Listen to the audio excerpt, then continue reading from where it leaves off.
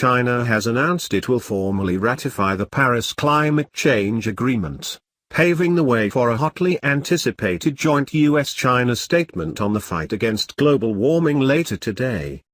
In a brief dispatch on Saturday morning, China's official news agency, Xinhua, said members of the country's rubber-stamp parliament had voted to review and ratify the historic deal. The announcement comes as Xi Jinping and Barack Obama are expected to meet in China ahead of the start of the G20 on Sunday to make a joint statement on climate change.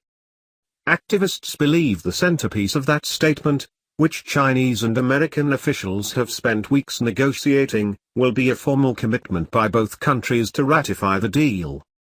The Paris Agreement, sealed last December after 2 weeks of intense negotiations, needs to be ratified by 55 countries, representing 55% of global emissions, in order to come into effect. China and the US together account for about 38% of global emissions. So if they ratify the agreement, it will bring the Paris Agreement entering into force much closer to reality, said Li Shuo, the Beijing-based senior climate policy advisor for Greenpeace East Asia.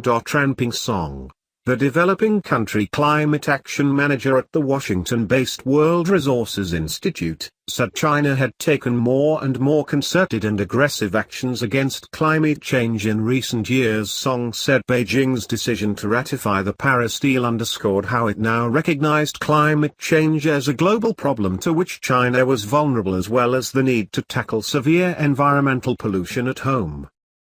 It also showed how China's leaders believed they could turn the fight against climate change into a new engine for growth.